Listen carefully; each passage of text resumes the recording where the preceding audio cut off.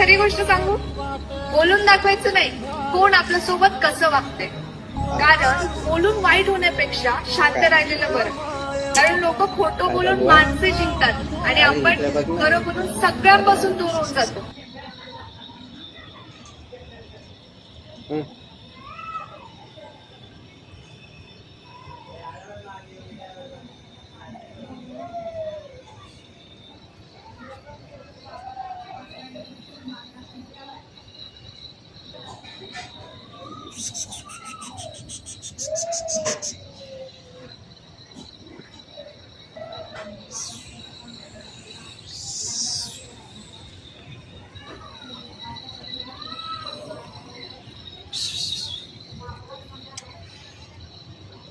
एवढा कुठेला असतो